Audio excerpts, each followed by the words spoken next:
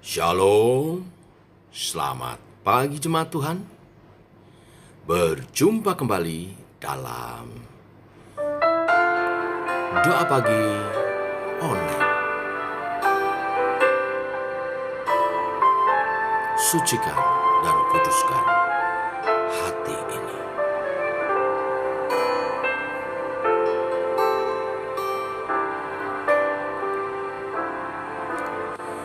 Sucikan dan kuduskan hati ini untuk layak menghadap hadirat-Mu. Tubuh, jiwa, rohku kuserahkan padamu, ku menyembah-Mu. Tinggikan nama-Mu, ya Tuhan. Mulialah nama-Mu, ya Tuhan. Tiada lain seperti Engkau, ya Allahku, besar kuasa-Mu.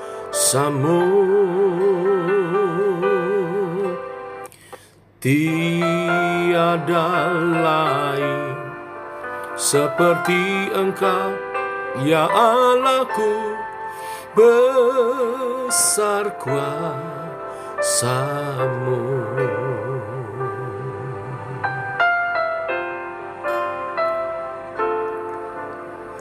Sucikan dan kuduskan hati ini untuk layak menghadap hadirat-Mu. Tubuh, jiwa, rohku kuserahkan padamu, ku menyembah-Mu. Tinggikan nama-Mu, ya Tuhan. Mulialah nama-Mu, ya Tuhan. Tiada lain seperti Engkau, ya Allahku, besar kuasa-Mu. Tiada lain seperti Engkau, ya Allahku, besar kuasa-Mu.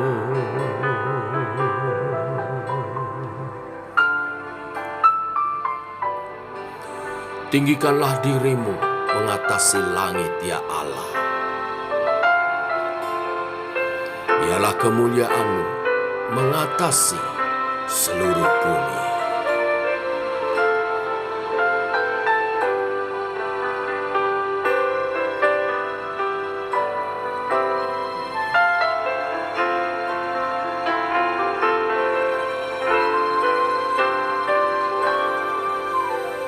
Tinggikan nama-Mu, ya Tuhan. Oh, mulialah nama-Mu, ya Tuhan.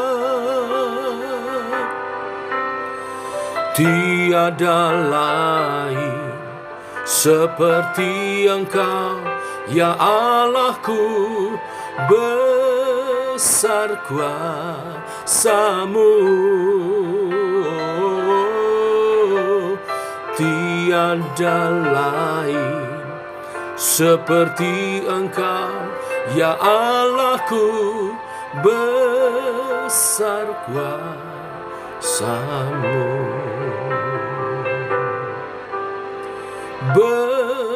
Besar kuasa-Mu.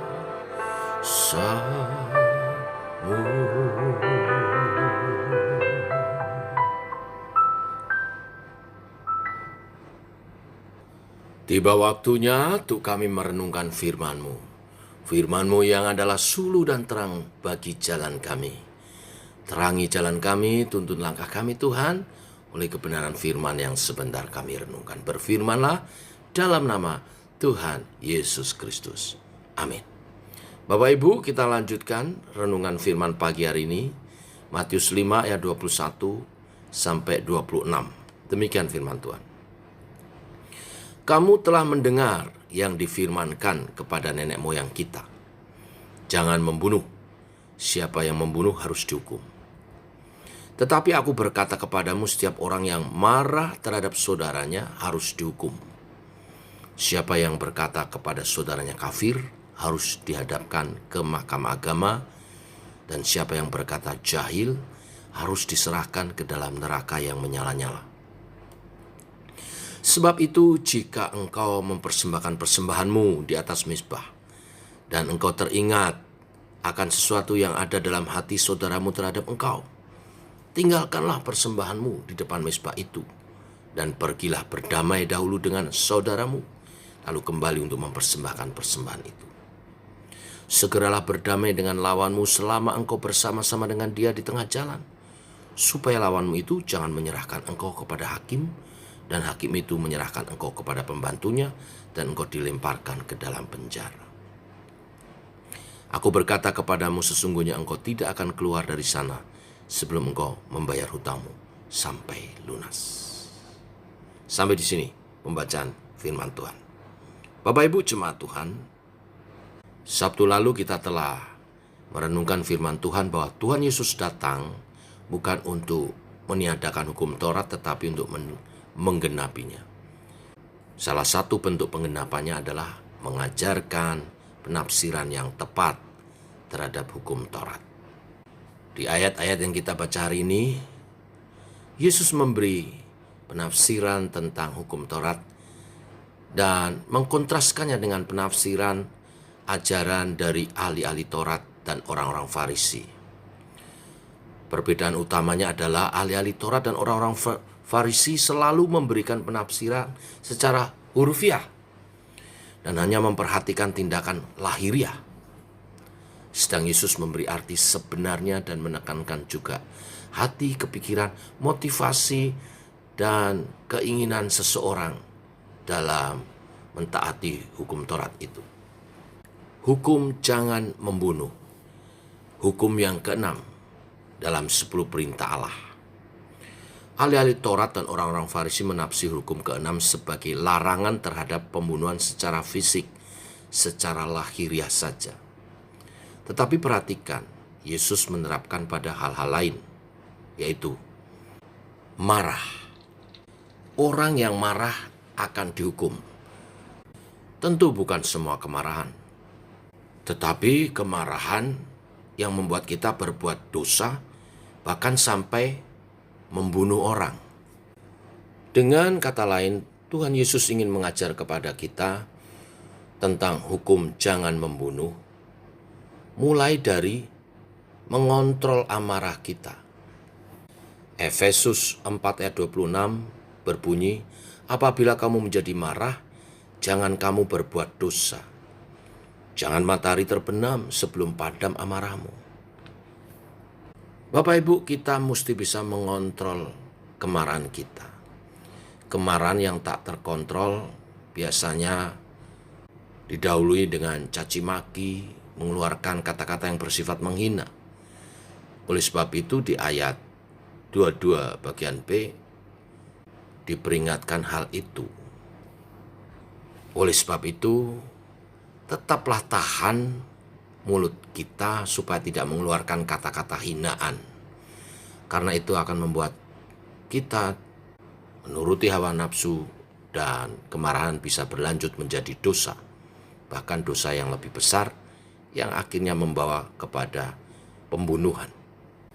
Di ayat 22, caci maki itu diberi contoh mengucapkan kata kafir, jahil, ya.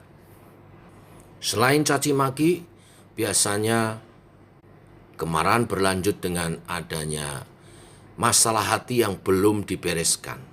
ayat 23-24 menjelaskan, bila kita datang beribadah mempersembahkan korban kepada Tuhan, tetapi masih ada ganjalan, masih ada masalah di antara saudara, Tuhan memerintahkan untuk membereskannya lebih dahulu. Tuhan memberi perintah ini supaya ketika kita menghadap Tuhan, kita dalam keadaan hati yang bersih, tidak ada ganjalan. Apa yang sering menjadi ganjalan?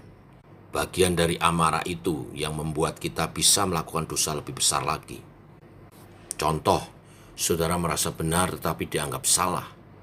Atau kita tahu seorang salah tetapi ia mengira dirinya benar.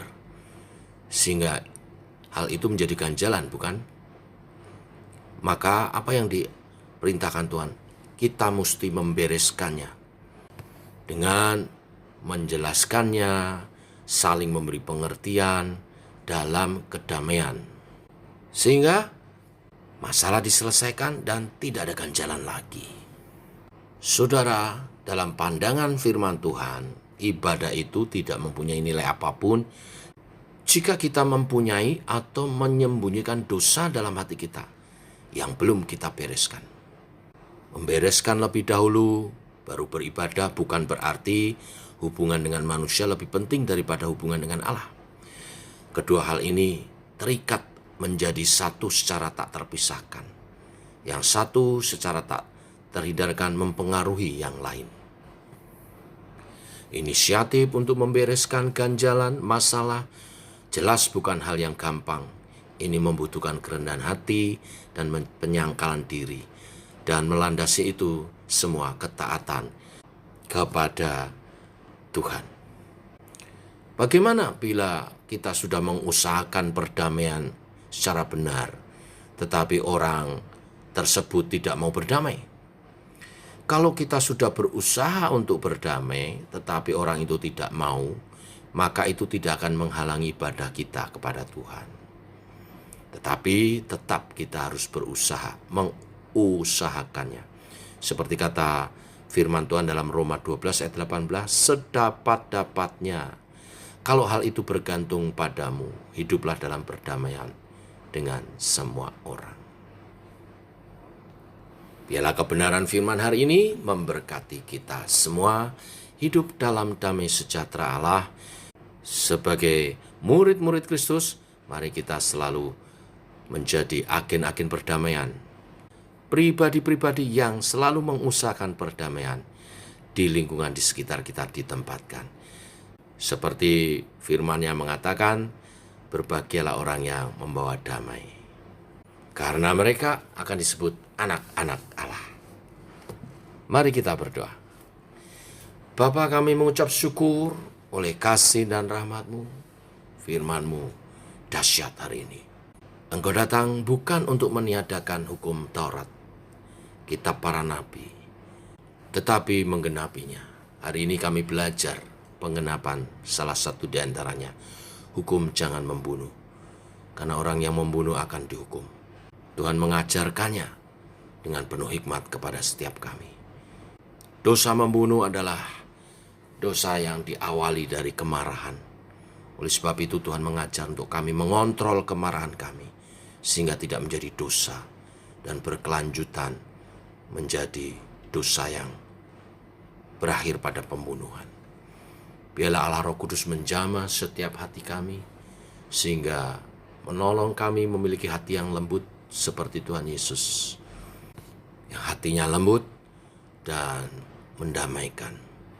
Engkau akan menolong kami hidup dalam kedamaian, dalam pertolongan Tuhan, perlindungan yang dari Tuhan, untuk mengampuni orang-orang yang bersalah kepada kami dan mengupayakan perdamaian, menyelesaikan masalah dengan hikmat yang dari Tuhan. Tuhan akan menolong setiap umat Tuhan yang pagi hari ini berdoa bersama, menghadirkan kedamaian dalam kehidupan kami sebagai murid-murid-Mu. Terima kasih Tuhan. Biarlah kebenaran firman ini dapat dinyatakan dalam kehidupan kami dan memberkati kami semua. Dalam nama Tuhan Yesus Kristus. Amin. Demikian saudara doa pagi kita. Selamat pagi. Shalom.